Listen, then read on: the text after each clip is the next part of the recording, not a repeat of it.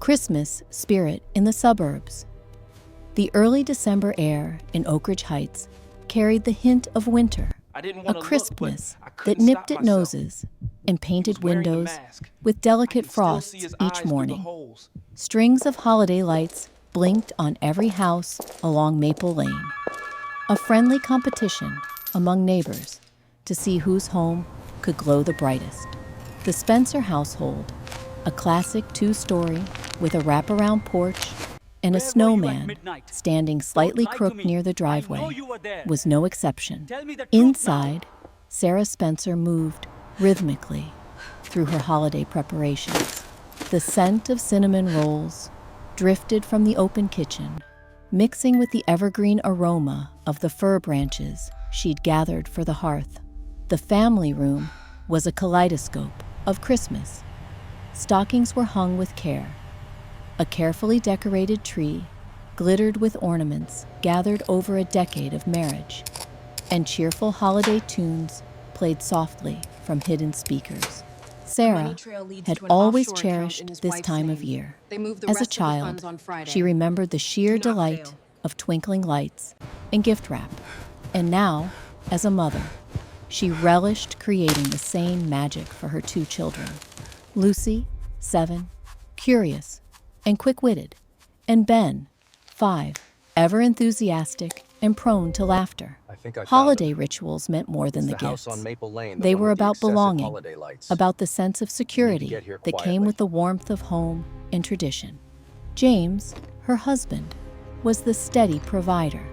At 38, he had the easy smile of someone used to neighborly conversations over the fence and the unspoken confidence of a man with his life mapped out. As a regional manager in a reputable insurance firm, he rarely missed a school concert or a town parade. He took pride in his family, and while work sometimes called for late nights or weekends away, he always made an effort to be present for family dinners, especially during the holidays. Life in Oakridge Heights was, to all appearances, the American dream, close-knit, safe, and quietly prosperous. The Spencers hosted block parties in summer and joined potlucks in the fall. Their children's laughter echoed through yards where swings creaked and leaves crunched beneath small feet. Sarah's best friend, Anna, lived just 3 streets away and was often a fixture at the Spencer's kitchen counter, sipping coffee and swapping stories about work, kids, and the latest school PTA drama. On this particular December Saturday, the house buzzed with anticipation. The kids, bundled in flannel pajamas, were sprawled on the floor with glitter glue and construction paper, making handmade ornaments for the tree. Anna arrived mid-morning, her arms laden with gifts and bakery treats, her laughter announcing her before she reached the door. The kitchen filled with the easy, overlapping conversations of close friendship, the sort that cushions even the most difficult days. As the sun dipped lower, Sarah stepped outside to switch on the porch lights, pausing to admire the quiet magic of the season. She felt content, grateful even, as the first snowflakes began to dust the yard. From the outside looking in, her world seemed perfectly framed. Warm lights shining through frosted windows, a loving family gathered close, and the promise of a peaceful Christmas ahead. Little did Sarah know, in the glow of that suburban comfort, shadows were already lengthening, just out of sight. Subtle signs. Sarah woke early the next morning, her mind already cluttered with the day's to-do list. The house, bathed in the faint shimmer of dawn, seemed peaceful, almost too peaceful. She moved quietly, careful not to wake Lucy or Ben, and started her usual routine, brewing fresh coffee, setting out orange juice and toast, tucking stray toys back into their baskets. Yet beneath her practiced motions, a vague unease tickled at the edge of her thoughts. It started with the little things, James's cell phone, usually left charging in the kitchen overnight, now accompanied him everywhere, even into the bathroom. He seemed distracted, nodding at the kids' jokes but glancing at his watch, texting more often than before. When Sarah asked about his late nights at work, he claimed end-of-year deadlines and out-of-town clients.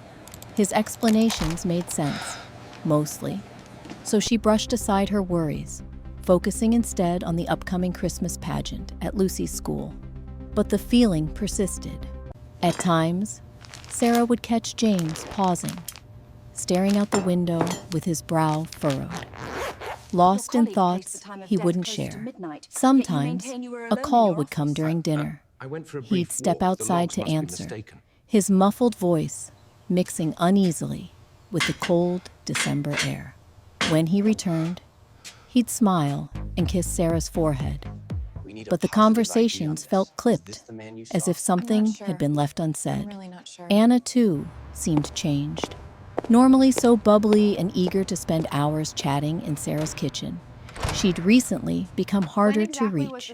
She'd cancel lunch plans at the last minute, claiming a headache or a mountain of paperwork at the law firm. When they did meet, Anna's gaze seemed to flicker, a little too bright, almost forced. She fiddled with her bracelet, changed topics quickly, praised Sarah's holiday cookies with a strained enthusiasm that felt rehearsed. It was easy to dismiss these shifts as stress. After all, December meant crowded calendars, work obligations, children's schedules, and letterboxes stuffed with bills. Even so, Sarah felt a gnawing ache for the easy camaraderie she once took for granted with Anna. Their laughter felt thinner, their conversations more careful. Small absences began to add up. One evening, Sarah found herself alone at the elementary school's holiday fair. James had called to say he'd be late, snagged by a last-minute meeting. Anna, too, was absent, offering vague apologies via text. Sarah sat with other parents, smiling tightly, watching Lucy perform her lines as a Christmas star. Something inside her twisted, a sense of being quietly sidelined from her own life. Determined not to succumb to paranoia, she tried to rationalize. She reminded herself how lucky she was. A loving husband, healthy kids, a best friend just down the block. But sometimes, alone in the late hours, she replayed the small changes. A half-finished mug of Anna's coffee in the living room, the way James's cologne lingered faintly on her coat, unexplained credit card charges from a downtown hotel. Each detail fueled a puzzle she hadn't intended to solve. One frosty afternoon, Sarah found herself cleaning out the minivan before the kids' skating practice. Did you know that Under the passenger seat, she discovered an unfamiliar lipstick, bold red, the kind she'd never wear. Her heart skipped, and a chill unrelated to the winter air ran through her. She told herself it was Anna's, left behind during last week's carpool. Yet, the anxiety that had been hovering in the background grew stronger, more insistent. Sarah's world remained outwardly perfect. The house immaculate, the Christmas plans underway, the smiles warm and practiced. But inside, her confidence had begun to slip. She started to watch more carefully. She noticed not just what was said, but what was left out. Every phone buzz, every stilted hug, every awkward silence between her husband and her friend took on new weight. She did not voice her suspicions. Instead, she tucked them away behind her practiced smile. For now, Sarah resolved to observe, to look for a pattern in the shadows. As the days crept toward Christmas, she realized that trust, once unshakable, could be chipped away, one tiny silent crack at a time. Shadows behind closed doors, December nights settled swiftly over Oakridge Heights, drawing curtains early and filling homes with warm, golden light. But inside the Spencer house, Shadows seemed to linger a little longer in the corners, and silence pressed heavier in the spaces between laughter. I believe so. Sarah couldn't unsee what she had begun to notice. The odd messages James seemed to receive at all hours. The hush in his voice when he answered calls in the study, and the faint clink of ice in a glass during late-night conversations she could only overhear through closed doors. Each detail added to the heaviness in her chest. She told herself, time and again, that secrets could be innocent, that perhaps James was struggling with work stress or preparing a special holiday surprise. But the explanations wore thin as the days passed. One Wednesday evening, after tucking Lucy and Ben into bed, Sarah wandered past the slightly ajar study door. James's back was turned, and he spoke softly, almost urgently, into his phone. Her name was never mentioned, but she caught snatches of phrases. "It can't wait. We need to be careful. No one can find out yet." The words coiled in her stomach, cold and slippery. She retreated, feeling embarrassed to be eavesdropping in her own home, but also desperate to understand what had changed. Her suspicions sharpened the next afternoon when Anna stopped by, flustered and avoiding eye contact. She dropped off a dish for a potluck, but declined to stay, citing a sudden headache. As Anna hurried down the driveway, Sarah caught a glimpse of her friend's trembling hands and the way Anna's eyes darted to the window, as if searching for someone watching. The easy comfort that had once filled their friendship was gone, replaced by a brittle, anxious tension neither seemed able to name. That weekend, Sarah noticed legal folders on the dining room sideboard, a spot James usually avoided for anything sensitive. Oh my God, yes. Curious, He lives just she down the waited street. for a quiet moment to peek through them. The folders contained strange documents, property sale agreements, amendments to accounts she didn't recognize, and a draft of something titled Separation of Marital Assets. Her heart pounded. The papers were unsigned, incomplete, nothing explicit, but the implications were unmistakable. Determined not to act recklessly, Sarah snapped discreet photos of the contents with her phone, careful to return every page exactly as it was. She felt a rush of guilt afterward, a mixture of self-doubt and anger. Was she becoming someone she didn't recognize, suspicious and sneaky? Or had she simply woken up from a comfortable denial? That question haunted her as she replayed her husband's shifting affections and Anna's evasive glances in her mind. The house, once filled with familiar rhythms, now took on a new strangeness. Every locked screen, every late arrival home, every whispered phone call sounded louder.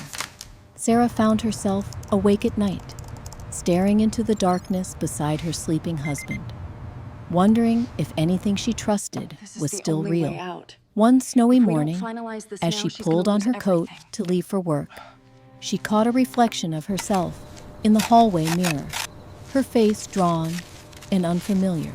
She realized it wasn't just her marriage that felt changed, but her own sense of self. The holidays pressed inexorably forward around her. But beneath the surface, Sarah's world had shifted. In the quiet of the master bedroom one evening, she wrote in her journal for the first time in months, pouring out her confusion, in rage, and grief onto the lined pages. That small act of honesty felt like a light switched on in a dark room. She was no closer to knowing the whole truth, but she was finally done, turning away from the secrets that lurked, Sir, we need you to shadow-like, behind closed doors. Shadows in the legal papers. The wind rattled the windows of the Spencer house as December wore on. What had once been comforting, the hum of the heater, the rhythm of garage doors, and neighbors scraping frost from their cars in the morning, now felt foreboding. Sarah moved through her days on autopilot, Right here, past the her old mill. mind never quite to leaving approach from those the north, moments of otherwise hushed they'll see you. voices Be careful. and unexplained tension. In the Spencer kitchen, Sarah watched James more closely each evening. His routines grew even more rigid. He brought his briefcase home every night now, never leaving important files at work. Sarah would often hear the unmistakable click of the lock on his study door as soon as dinner was finished. There were times he emerged only when the house was truly quiet, leaving Sarah to wonder what business required so much secrecy. One Thursday, as dusk stained the sky a bruised purple, Sarah finished reading a bedtime story to Ben and tiptoed downstairs. The house was mostly dark, except for the faint light leaking out from beneath the study's closed door. The voices, James's and another, lower and more clipped, drifted out whenever he forgot to mute his phone. Holding her breath, Sarah pressed closer and heard unfamiliar jargon: revocable trust, power of attorney, asset division clause. Her heart skipped. These were not words you used for surprise Christmas plans. The next morning, James left early, pocketing his phone, but accidentally leaving his laptop bag on the kitchen counter in his rush. Abnormal. Sarah hesitated, hand hovering over the bag's zipper. Guilt warring with desperate need. She reminded herself, this was her life, her marriage, her home. The password screen taunted her when she tried the computer, but James had always been careless with written reminders. It took her only a few moments to find a notepad filled with scrawled codes tucked behind a stack of bank statements.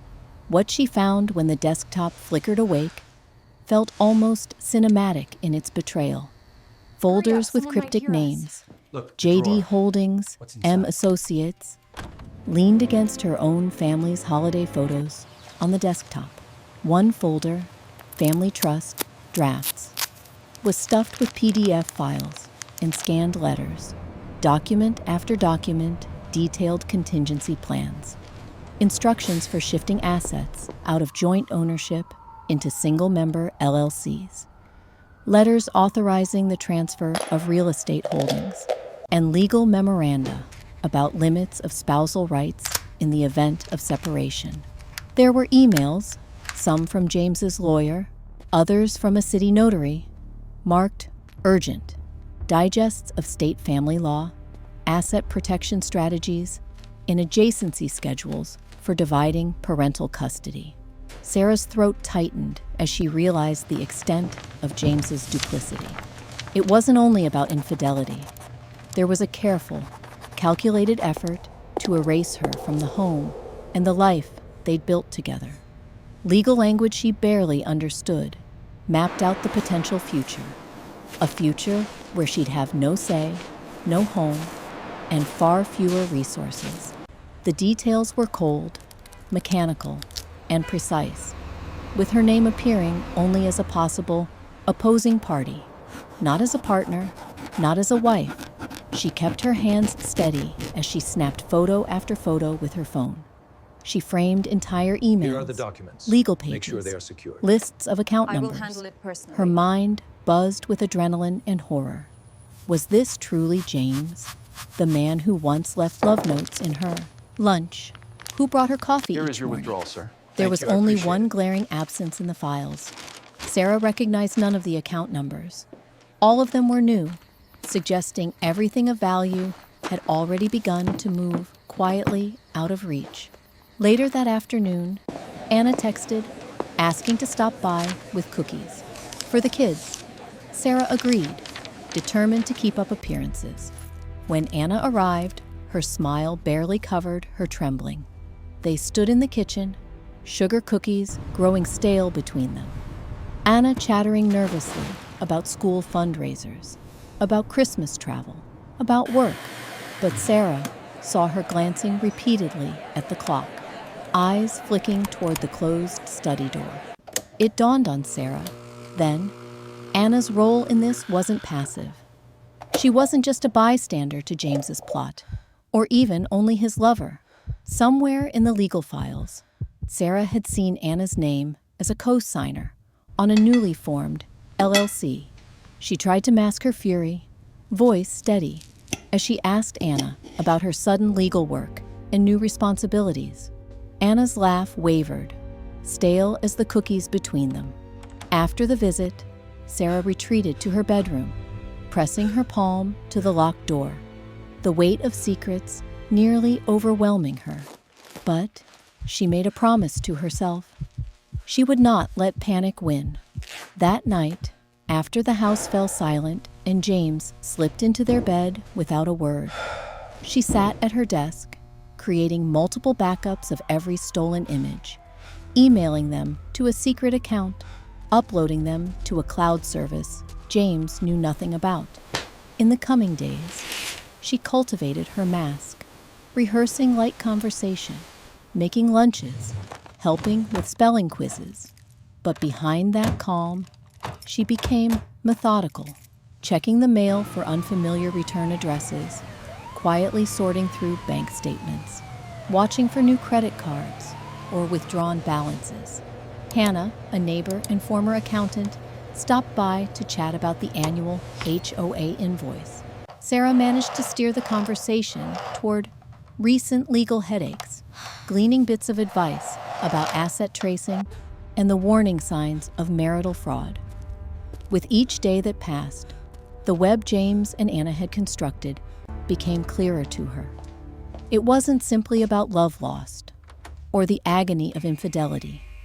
It was about trust fractured on a financial and fundamental level.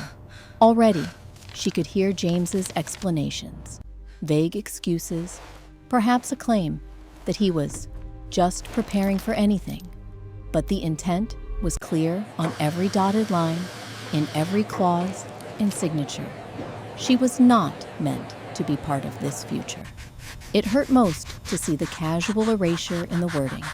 Should the property at 127 Maple Lane revert to sole ownership, the remaining party consents to vacate within 30 days.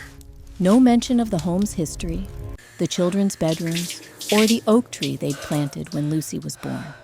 No acknowledgement of Sarah's dreams or her sacrifices. Only her absence, legally mandated. One afternoon, Sarah arranged for a sitter and drove out of town, nervously clutching a manila envelope stuffed with her photos and printouts. She met with Erica Rosen, a lawyer recommended by Hannah. Erica listened intently, face grave, and confirmed Sarah's worst fears. The paperwork was significant, the intent obvious, and timing urgent. He's moving to preemptively strip you of any standing, probably banking on you being too shocked or disorganized to respond. Erica urged her to be patient, to keep gathering, not to tip her hand too soon. Sarah walked back to her car in the bracing December wind, her breath clouding the windshield as she tried to steady herself. For the first time, she felt a current of resolve running just beneath her skin. Not desperation, but fierce, simmering anger. Whatever James and Anna had planned, she would not let herself be erased.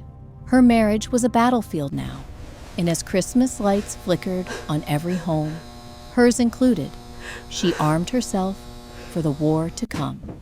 Back at home, she laid her hand against the banister, feeling its familiar grooves, and reminded herself this was still her life. She would not yield it quietly. While the neighborhood twinkled with the easy joy of the season, Sarah prepared for a confrontation that, whatever the outcome, would unmask all that lurked in the shadows behind legal papers, and possibly, finally, set her free. The Revelation Plan. The world outside sparkled under a fresh dusting of snow as the days inched closer to Christmas Eve. But inside Sarah's mind, a storm simmered. Life at the Spencers looked unchanged from the outside. Holiday music warbled from the speakers. Lucy and Ben ferried armfuls of tinsel through the halls, and neighbors stopped by to exchange small gifts and warm greetings. Yet, Beneath the tidy surface, Sarah methodically laid her plans, one careful step at a time. She started by solidifying her documentation. Every night, after James had retired to the study or slipped out on yet another last-minute errand, Sarah would lock herself in the laundry room with her phone and a battered legal pad. She transcribed emails, recorded voice memos for herself, and took photos of paper trails, signed accounts, transfer letters, shell company registrations. On a hunch, she purchased a tiny digital recorder and slipped it under the sideboard by the study door, its tiny red light hidden behind a pile of unused seasonal placemats. The data swelled into a secret catalog. Sarah was amazed by her own efficiency. Folders neatly labeled with dates and topics, screenshots uploaded to new encrypted cloud accounts, memory sticks tucked carefully in her underwear drawer. Late at night, her hand shook as she reviewed her growing trove. She kept thinking that she'd find some innocent explanation, a way to excuse it all. But every new clipping, every draft agreement, every loving text between James and Anna crushed that hope a little more. Her conversations with Erica, the lawyer, became a lifeline. Over secure video calls, her face bathed in the cool light of her laptop, the rest of the house asleep, Sarah and Erica discussed strategy and risk. "You need to make sure he doesn't catch on," Erica warned. "When people like James sense they're cornered, they either become desperate or try to erase evidence. Let him think you know nothing until you're ready." Sarah nodded, jotting down reminders in code on the corner of her grocery list. Sarah's biggest challenge was keeping up the charade. She found herself rehearsing in the mirror, relaxed shoulders, easy smile, the gently curious tone she'd always used when asking about his day. She joked with Anna over text about holiday stress, scheduled playdates with other families, baked an obscene number of gingerbread cookies for the kids' parties. She made sure to thank James loudly for every small gesture. The box of store-bought truffles, the ride he offered a neighbor, his sacrifice of attending Lucy's pageant, despite the workload piling up. Meanwhile, her heart thudded in her chest, outpaced only by the flash of suspicion each time James's phone buzzed or Anna's voice rang through the foyer. The plan for the family gathering, the stage for her confrontation, grew in her mind during sleepless hours. James had insisted, as usual, on hosting his extended family for Christmas dinner. His parents, siblings, and even a few cousins would fly in from different corners of the country, filling the house with laughter, spilled hot cocoa, and the endless shuffling of winter boots in the mudroom. Sarah would typically agonize over every dish, every folded napkin. But this year, she felt herself standing outside it all, a director watching actors stumble through a play. She made lists, but not for the party menu. Instead, she mapped out every possible outcome of the evening. She rehearsed the order of her evidence, what to reveal once the room was filled with family, how to make it impossible for James or Anna to evade, deny, or twist her words. Erica helped her anticipate legal countermoves and coached her on what to say and what to never admit, especially with children present. A week before Christmas, Sarah contacted James's mother, Lynn, a sharp-eyed, endlessly gracious woman who had always taken Sarah's side in small family disputes. "Lynn," she said, with studied vulnerability over the phone, "I know you're coming early this year. I'd love your help with the dinner. And I have something important I need to share. Please don't mention anything to James." The older woman's tone shifted from pleasant to deeply concerned, and Sarah felt guilty for drawing her in. But she knew she'd need an ally in the room. Next, Sarah took steps to ensure her own safety and that of her children. She discreetly visited the local police department, asking to speak to a community liaison officer about what to do if a heated confrontation turned ugly. Bad man? You have every right to protect yourself, the officer reassured her, handing her a pamphlet about family law and crisis resources.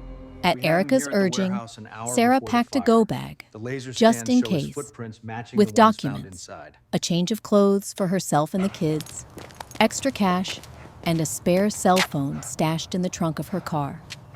Sarah also made contact with Megan, an old college friend in the next town over, who offered her guest room and a soft place to land if she and the kids had to leave suddenly.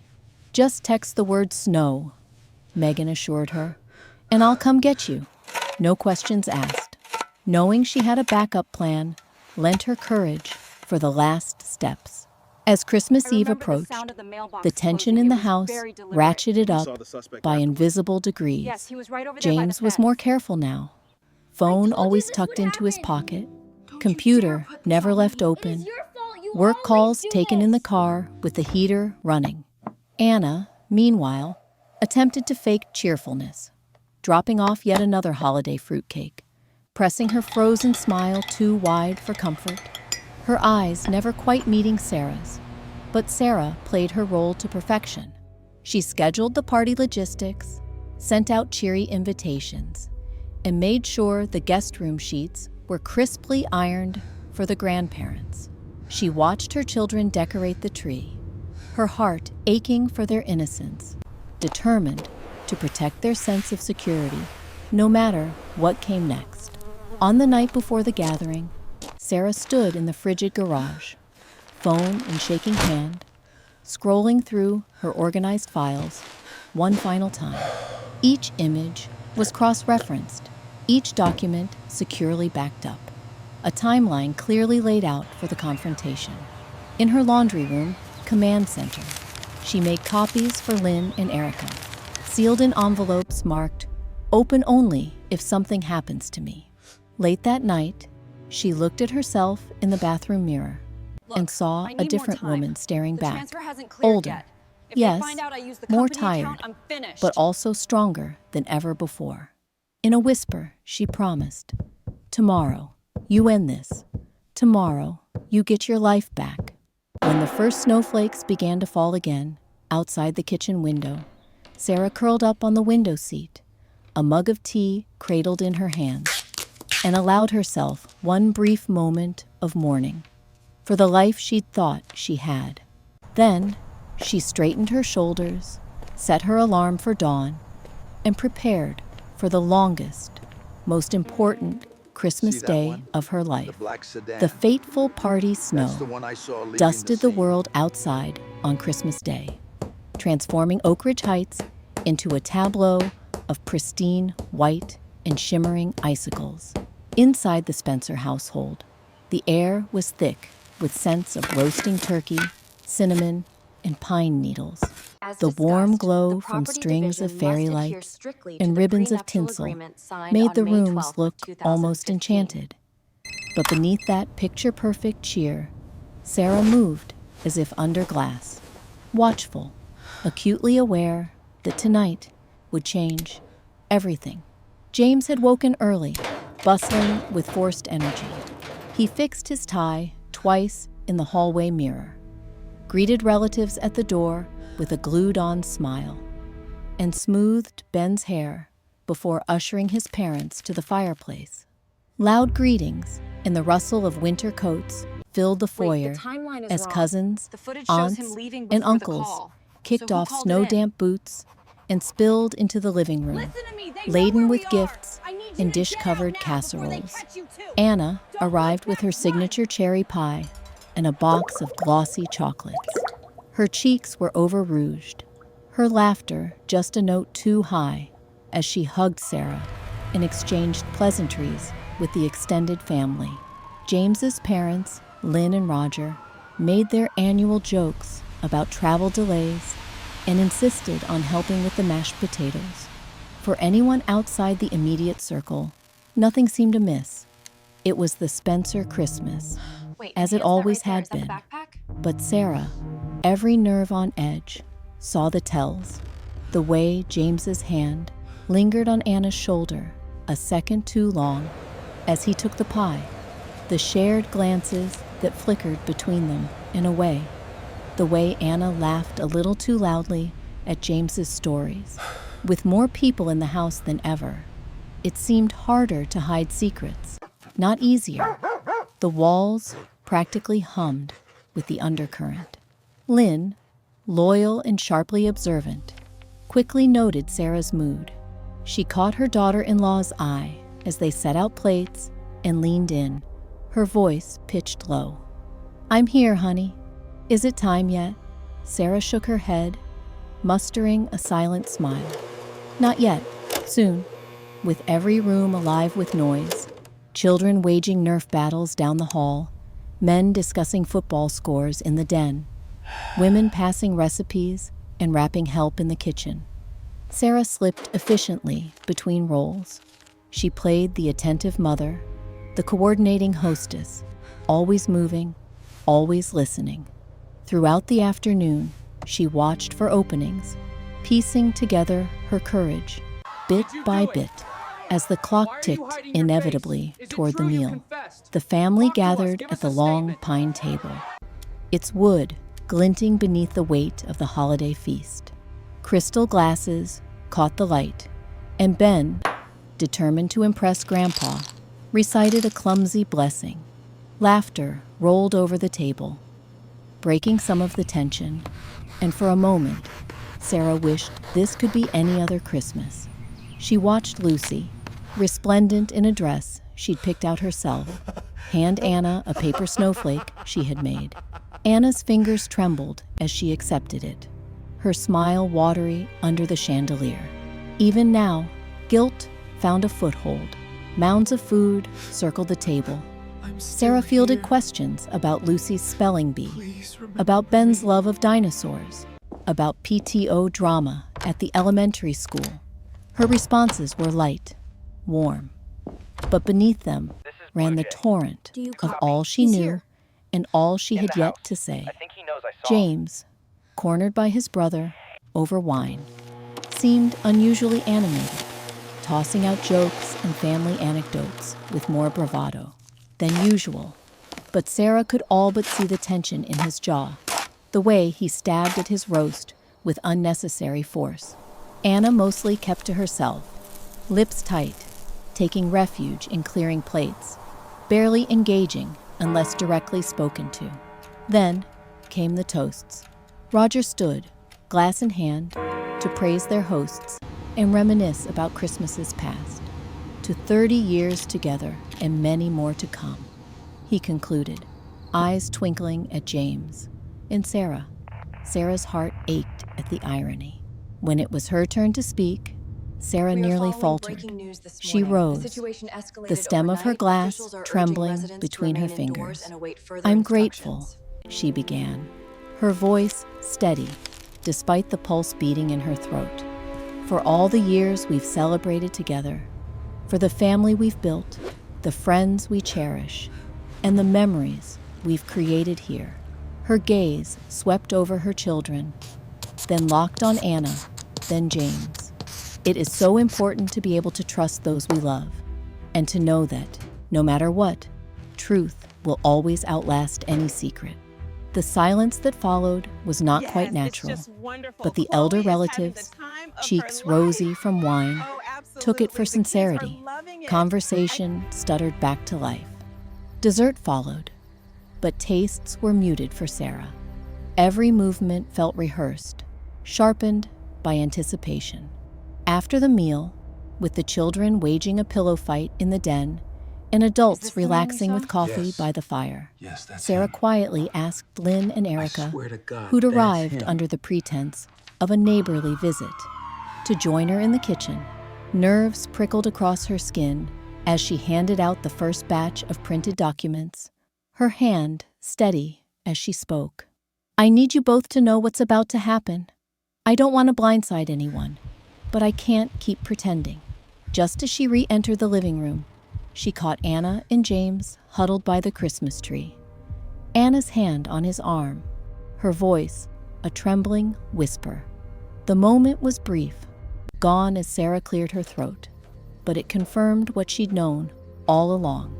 A hush fell as Sarah called the family together, her voice ringing just above the crackling of the fire. "Could everyone join me for a moment?" she said, willing her composure not to crack. The guests gathered, some amused, some concerned, none yet knowing the gravity of what was to be revealed. Sarah stood at the hearth, the tree's colored lights glimmering behind her. "I know this isn't how any of us imagined Christmas would go," she began, meeting James's eyes, then Anna's. "But it's time for some honesty. For all of us." James tensed, gaze flicking to Anna. Anna, color draining from her face, gripped her glass with white knuckles. Lynn drew a quivering breath, worry etched deeply in her features. Sarah's hands didn't shake as she held up the folder of evidence. "The truth is, for the past months, there have been lies, plans, and betrayals hidden behind locked doors." Her words fell like stones in the suddenly silent room. She didn't reveal it all at once. Rather, she invited questions, steered the conversation, laid out facts methodically, giving each person in the room a moment to absorb, respond, and react. As she listed dates, names, and transactions, the weight of her knowledge pressed down. There would be no turning back. The last image Sarah saw before breaking the silence was Lucy's wide, trusting eyes and Ben's hopeful smile, their innocence swimming against the currents of adult deceit. She held their gaze, drawing from it the strength for the confrontation ahead. The party that had begun in comfort and warmth now shimmered with tension, every secret poised on the brink of exposure. And as snow continued to fall outside, blanketing the world in cold, clean promise, Sarah knew that the storm inside her home was just beginning. The truth unveiled, a brittle tension stilled the Spencer living room, as if every eye, every breath, every heartbeat awaited a sudden storm. Guests had abandoned their coffee cups and settled awkwardly on sofas and dining chairs, hastily pulled in from the kitchen. The glow of the Christmas tree flickered against drawn faces, casting elongated shadows on the walls. Sarah took a deep breath and faced them all, her family, friends, and, most painfully, the betrayers hiding in their midst. She began quietly, holding the folder of evidence between her hands. "Thank you for listening," she said, her gaze steady but weary. "This isn't the way I imagined spending Christmas together, but something's been happening in this house that you all deserve to know." Her voice didn't tremble as she spoke. She'd practiced for hours, rehearsed every possible word. Yet the reality of the moment, the stunned confusion on her children's faces, the curious glance from her father-in-law, the pallor on Anna's cheeks, made the words feel heavier than they ever had alone in her mind. James shifted in his seat, a muscle in his jaw twitching as he avoided her gaze. Anna clasped her hands so tightly in her lap that her knuckles glared white. The rest of the family was silent, their curiosity morphing slowly, almost imperceptibly, into dread. Sarah began methodically, laying out the smallest, most irrefutable facts first. "Several weeks ago," she said, "I started noticing things. Logins to unfamiliar financial accounts, changes in routines, legal paperwork left out where it shouldn't be. At first, I told myself it was just the stress of the season, but I couldn't dismiss it." She handed out copies of the most benign documents, the draft of a new family trust, real estate transfers, and a timeline of recent events. Every line of text was like a stone dropping into a pond. sending ripples across the room's tense silence. Lynn, ever supportive, gripped her husband's hand. Her eyes narrowed with a dawning sense of betrayal. I wish that's where it ended, Sarah pressed on, her tone never accusatory, but calm and resolute. But over the past month, things became impossible to ignore. She described, never once raising her voice, James's late-night phone calls, Anna's sudden absences, the mysterious lipstick, the shared glances, and interrupted conversations. James finally spoke, his words sharp but thin. "Sarah, this is crazy. Are you really?" "Let her finish," Lynn said quietly, surprising everyone, especially her son. The edge in her voice made James fall silent. Sarah's courage held as she turned to Anna, then back to the group. "I didn't want to believe any of it, but the files, the bank transfers, the new LLCs with Anna's name as co-signer, they're all here." She lifted printouts, passing them to Lynn and Roger. Anna flinched, but didn't protest. Her face had gone a waxy gray. Ben, too young to understand the details, but old enough to sense distress, crept onto Lynn's lap, his head burrowing against her shoulder. Lucy bit her lips and watched, eyes brimming with tears. The room finally broke into muted chaos. Roger muttered, "This can't be possible. Is this some misunderstanding?" Anna burst out, barely above a whisper. Okay. "I didn't mean for it to go there's this something far." I need to tell you. Her voice cracked, I wasn't and she stared hopelessly at her half-eaten slice of pie. James, still searching for a foothold, stood abruptly. "This is all conjecture. Sarah, you went through my things? How could you?" It was Erica, the lawyer and neighbor, who stepped in next. She quietly addressed the circle. "What Sarah has uncovered is serious, legally and ethically. The evidence is overwhelming. These asset transfers, these legal drafts, are not standard contingency planning. They were carried out to exclude Sarah and take advantage of her trust." The sense of shock finally crested. Lynn's voice trembled with outrage as she turned to her son. "James, I have never been more disappointed in you. What about your family, your children? Was all of this worth it?" Her words stung the air.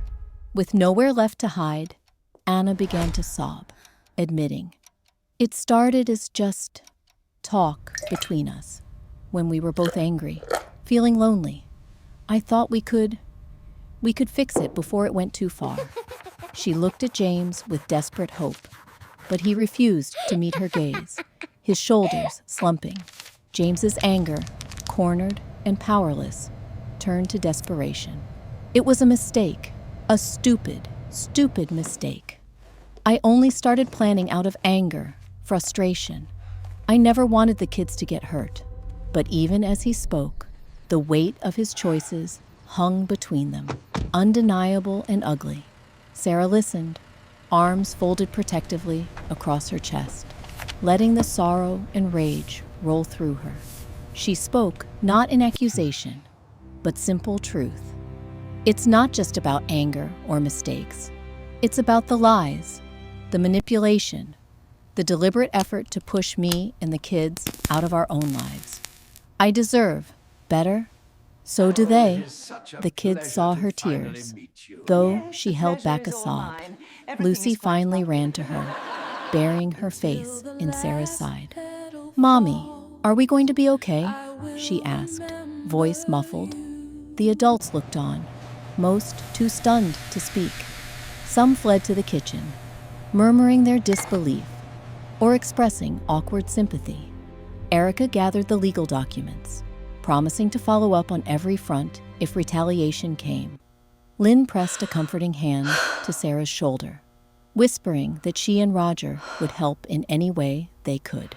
It was Anna who left first, gathering her coat and stumbling out into the swirling December night, the door closing softly behind her. James retreated to the study, head bowed. a hollow echo of the confident, reliable man everyone had known. Sarah remained by the fire, Lucy and Ben at her side, feeling the ache of every secret that had been dragged into the light. But under that ache was something else, relief, raw and jagged, but real. The truth had taken everything she thought she had and given her something she had thought she'd lost, her dignity, her voice, and the beginnings of freedom. The holiday lights glimmered quietly, witnesses to a family forever changed. The storm had passed through, and though ruin remained, Sarah understood now that healing could begin only in truth's dawn. Rupture and separation. A gray dawn crept over Oakridge Heights, the morning after the confrontation. Its chilly silence broken only by the slow whir of heaters and the distant scraping of plows. In the Spencer house, nothing looked different at first glance. Pine needles still scattered across the polished hardwood.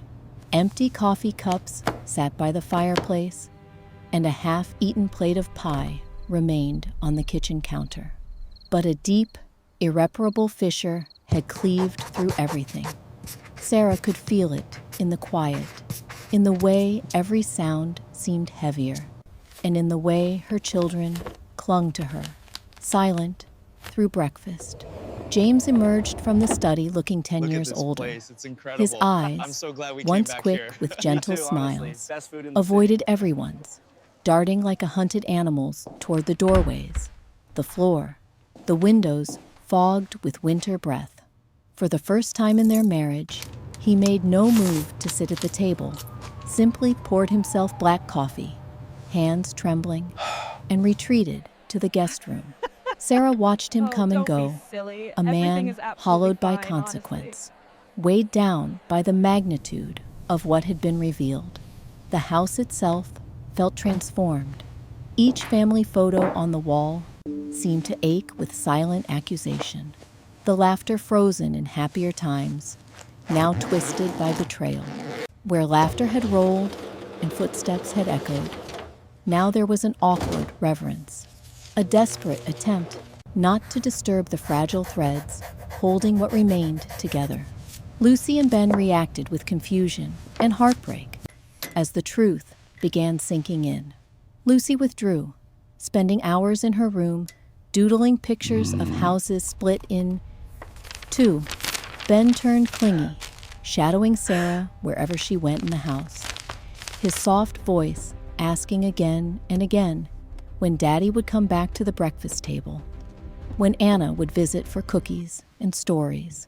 Sarah, fighting her own tears, answered gently that sometimes grown-ups make mistakes too big to ignore, and that things would be different now, but that love for her children would never change.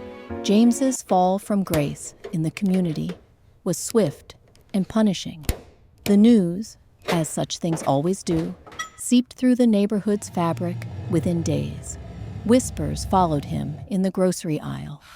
PTA meetings filled with sidelong looks and sudden silences. At the insurance office, murmurs grew that the regional manager was facing a family crisis. His leadership suddenly under scrutiny. Some colleagues stopped dropping by altogether. Invitations to winter socials dried up. Only the Spencers' nearest and oldest friends dared reach out. But even those conversations came awkwardly, weighted down by questions they were too polite to ask. Anna, too, wasn't spared. Gone was the easy laughter at block parties, the open invitations to barbecues or book clubs. When she resurfaced in Oakridge Heights, a hurried step into the bakery, a quick dash to pick up her mail, neighbors averted their eyes. Their children called away with an urgency that stung.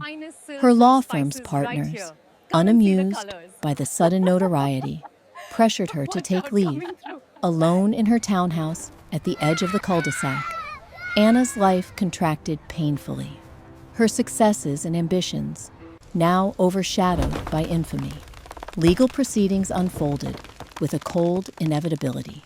Erica, with her Mine. blend of empathy and steel, Finally. shepherded Sarah through them.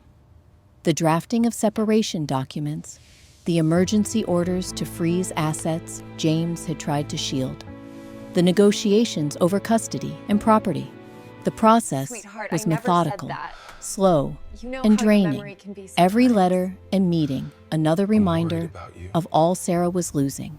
In court, James looked smaller still, his words stripped of bravado, his admissions quiet. There were moments when he apologized, voice cracking, but they offered little comfort, a salve too late for wounds, now raw and open. Friends picked their sides, often with a reluctance that spoke to the complexity of broken trust. Hannah, the neighbor and accountant, became Sarah's confidant, dropping off casseroles and sitting with her through long, tearful nights. Megan drove in with boxes of hand-me-downs and right. books for the children.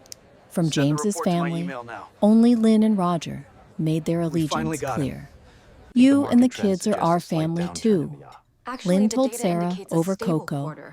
pressing her analysis seems hand slightly between both of misinformed. hers with a fierce loyalty that steadied Sarah in ways she hadn't anticipated. For Sarah, the days blurred into each other, a spiral of tasks to anchor herself. She packed boxes in the dead of night, labeling some as memories and others simply let go. She canceled future plans with names she could no longer trust or speak to. On quiet afternoons, she walked the perimeter of the house, remembering the first spring she'd planted tulips there, how James had hung wind chimes from the porch the day Ben was born. Each ritual of farewell carried grief, but also a strange, emerging clarity. The rituals themselves became a kind of armor against regret. The children's routines changed first. Sarah, now the primary custodian, arranged school drop-offs and pickups, nightly dinners, and reading time by the fire. On the first night in their new rental apartment, a 2-bedroom a few miles from Maple Lane, Lucy cried quietly as she unpacked her favorite books. Ben stared wide-eyed at the strange ceiling, hugging a faded dinosaur plush to his chest. Sarah lay with them until they fell asleep, whispering reassurances she desperately needed herself. James, meanwhile, moved temporarily into a friend's basement suite. His visits with the children structured and supervised until the court sorted custody. Each exchange was strained. Ben always asked when all 4 of them would live together again. Lucy stopped looking at her father, refusing his It's all gifts. right to be a little messy Her hurt, sometimes. silent, but enormous. James, helpless in the face of it, left with slumped shoulders and tearful apologies. Sarah wasn't immune to anger or bitterness. She raged aloud in the car, in the shower, in letters she wrote and never sent. But she resisted the urge to vilify her children's father in their presence. "Daddy hurt us," she explained simply. "But that doesn't mean he never loved you."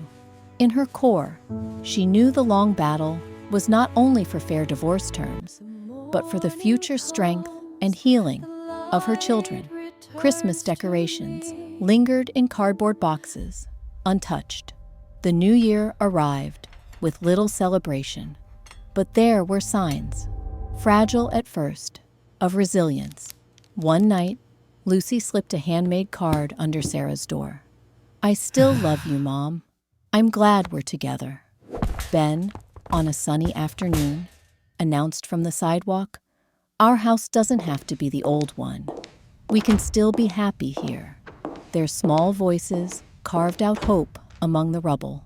As the winter pressed on and the legalities wore down, Sarah realized that real separation did not happen in a courtroom or over a pile of papers. It happened instead in all the small, daily choices not to go back, not to accept a love rooted in deceit, not to mourn forever, not to let bitterness define her or her family. She faced each dawn with a clearer sense of herself. Loss had stripped her bare, but in that rawness, Sarah glimpsed the faint shape of possibility, a future rebuilt, a dignity reclaimed. The rupture had come, fierce and final, but on the other side was a horizon, all her own. First steps of freedom. Winter clung stubbornly to Oakridge Heights as January stretched on, snow piling along the sidewalks and deepening the silence between houses. For Sarah, even simple routines felt treacherous and new. The Spencer home was no longer hers. She passed it only when necessary, glancing away from the old porch with its lopsided snowman, an ache in her chest, but no urge to turn back. What lay ahead frightened her more than any secret she had unearthed. Yet each day, she discovered some small, unexpected measure of strength. Sarah's first weeks alone moved in fits and starts, an uncertain dance around a new reality. Some mornings felt impossibly heavy, the apartment too quiet, the children's whispers echoing through half-empty rooms. She missed familiar sounds, James's footsteps overhead before dawn, Anna's laughter in the kitchen, the easy chorus of holiday plans. At times, loneliness washed over Sarah with a cold clarity, as if every comfort had been deliberately scraped away. But life, steady and stubborn, pressed on. Sarah began to build new routines for herself and her children, ones not walked in the shadow of betrayal or dread. She took pride in mundane victories, assembling wobbly IKEA shelves for Lucy's books, patching Ben's backpack with a sewing kit unearthed from a moving box. Grocery shopping became a statement of independence. She could choose whatever ice cream the kids wanted, hang their art proudly on the fridge, decide when it was time for pancakes, and not fret about anyone's judgment. Some days, courage meant taking little steps. Sarah forced herself to join morning drop-off at the elementary school, standing alongside other mothers, determined not to shrink from their gazes. There were awkward moments, false cheer, polite sympathies offered and quickly withdrawn. But she learned over time where genuine kindness lingered. Megan, her college friend, drove in every other weekend, bringing strong coffee and piles of old photo albums, a reminder that Sarah's story began long before the Spencers, and that it would not end in this small town. Evenings with her children became their own sort of therapy. Together, they discovered new traditions. Lucy invented backwards pajama night, where dessert came first and everyone wore their shirts inside out. Ben presented Sarah with his adventure journal, its pages filled with stick figure drawings of the three of them battling dragons and building rocket ships. The apartment, though modest, gradually shimmered with these new beginnings. A paper snowflake taped to every window, potted succulents struggling against the dim winter light, but surviving anyway.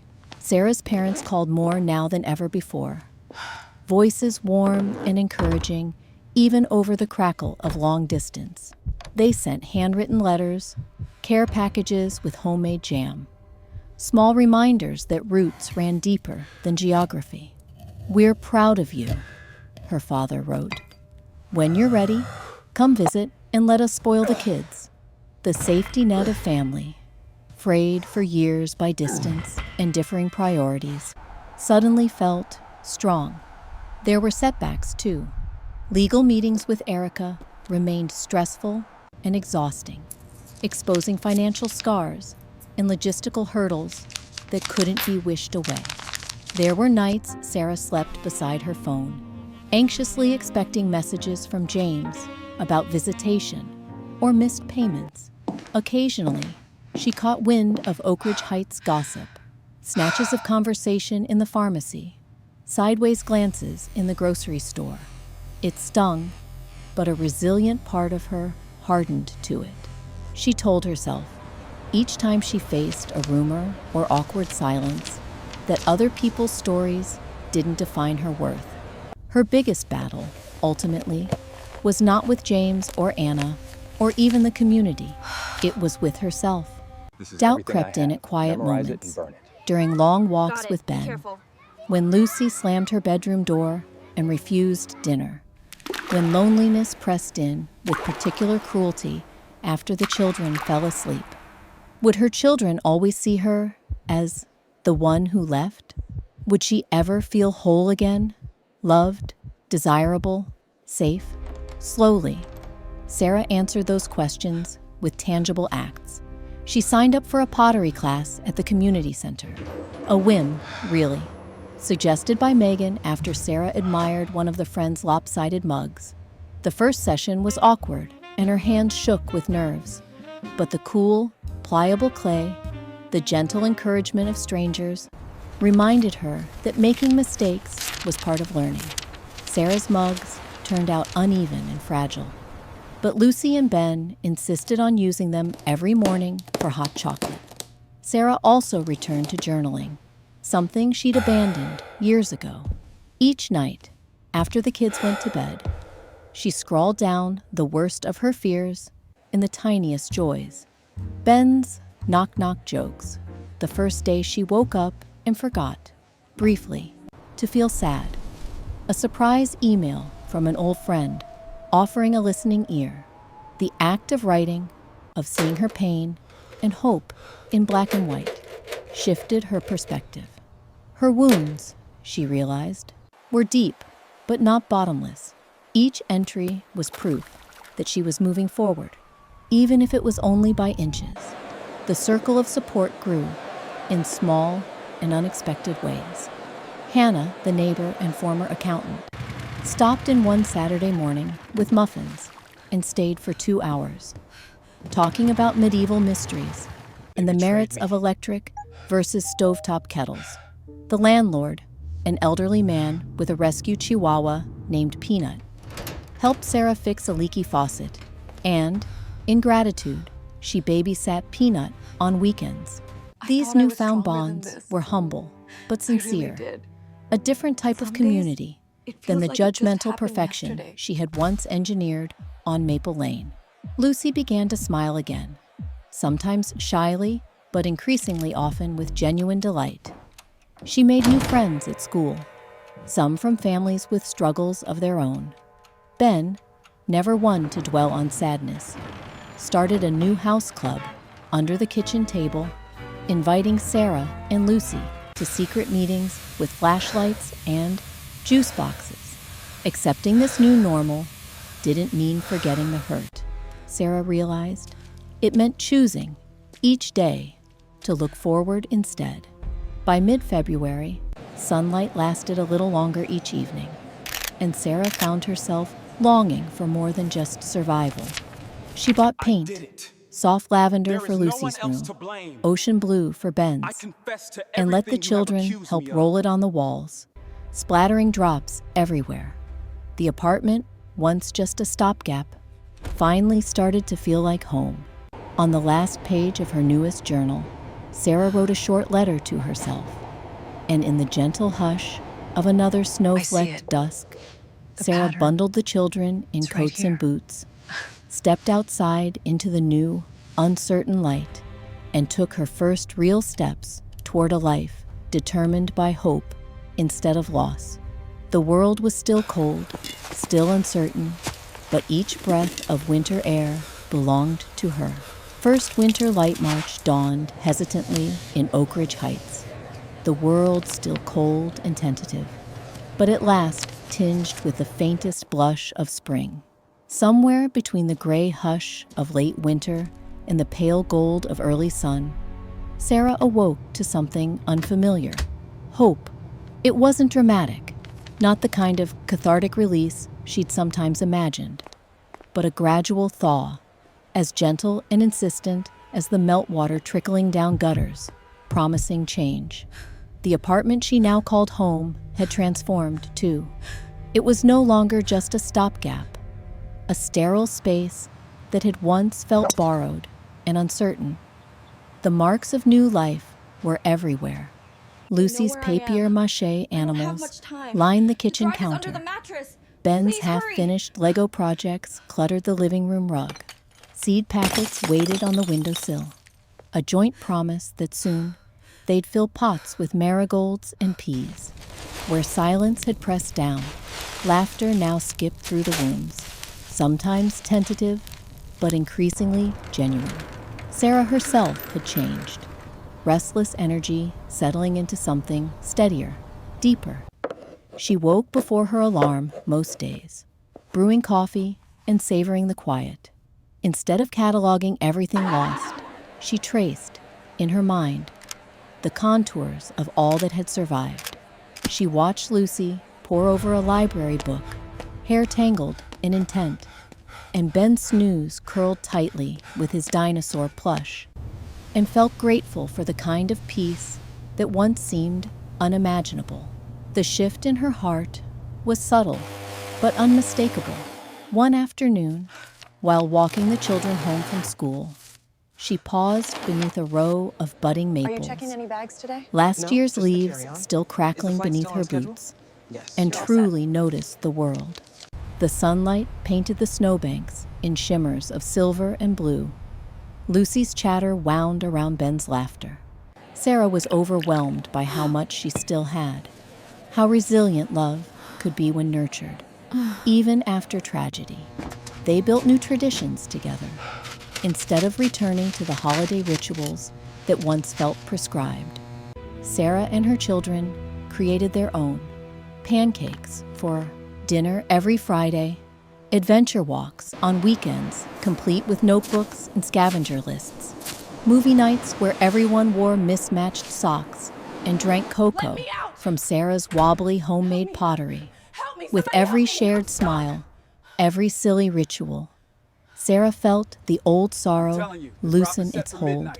Her circle of support grew, gently and without fanfare. Megan family's visits became monthly, then bi-weekly, filling the apartment with the joyful chaos of extra hands and stories. Hannah showed up at odd hours with grocery bags or tax tips, never overstaying, always aware of when Sarah needed conversation or simply to sit together in companionable silence.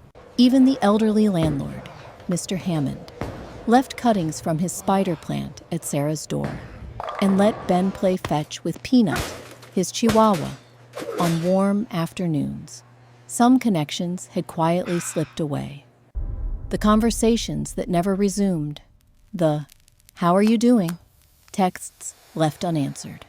In their absence, Sarah felt oddly lighter, grieving them, yes, but also understanding the difference between what was comforting and what was simply habitual. The friends and family who remained loved her, not because of appearances or obligation, but with a stubborn, unembarrassed loyalty that she realized she'd always needed. Slowly, Sarah allowed herself to look forward rather than back. She found small ways to reclaim her ambitions, volunteering once a week at the Oakridge Community Library, a place where stories and possibility lived side by side. Tentatively, she took on freelance editing work, grateful for the flexibility it offered, marveling at how satisfying it felt to help shape someone else's words while regaining her own. Lucy and Ben flourished in their new patterns. Lucy's sadness ebbed into curiosity. She started a diary and, with Sarah's encouragement, even submitted a poem to the local newspaper's Young Writers section. When her work was published in late March, she danced around the kitchen in giddy circles, and Sarah framed the clipping for their wall. Ben made friends easily. He was the first child on their block to welcome a new neighbor, organizing impromptu soccer matches in the muddy grass by the parking lot. Later, when James visited, the exchanges were less fraught, still hesitant, but with the awkwardness replaced by a new kind of honesty. James, for his part, had faded somewhat into the background of their everyday, fulfilling his obligations, attending school events, and keeping contact less about the past, and more about the children's well-being. The bitterness and blame had cooled, replaced by a wary respect, born of necessity. There were awkward moments, silences that would never completely lift. But Sarah recognized these as scars, evidence not just of what had hurt her, but also what she had overcome. The legal obstacles dwindled, final settlements signed with relief rather than triumph. Sarah received word that her claim to the house would stand, and though she chose not to return, she went back one last time with Lucy and Ben to say a proper goodbye. They wandered, quiet and reverent, through each room. The tree in the backyard, now barely taller than Ben. The porch that had once been the stage for so many summer sunsets. Then they closed the door behind them for good, and none of them cried. As the first true warmth crept into the spring air, Sarah made a quiet promise to herself and her children. She would not dwell in the past, not in the ashes of betrayal or the ache of lost comfort. From now on, she would define herself not by the wounds she carried, but by the possibilities she welcomed. The future, she realized, could be built in the smallest of increments. A single flower pot, a clean page in Lucy's diary, Ben's delighted shout as he ran into the light. On the morning of the equinox, Sarah bundled the children in jackets and brought them onto the small apartment balcony. Together, they pressed seeds, zinnias and basil, into the fresh earth, warm and dark with promise. Lucy solemnly recited her new poem. Ben poured water, splashing droplets onto the tile, and laughing when Peanut barked at the hose. The sun emerged from behind a passing cloud, illuminating the three of them. Just as Sarah looked up, she felt, for the first time in many, many months, content. Later that night, she wrote in her journal, as the world outside began to wake, first shoots of crocus in the frost, the far-off warble of returning birds, Sarah found herself ready, not just to hope, but to dream. The light of the first winter sun fell across her pillow, and she embraced it, soft, unwavering, and wholly her own.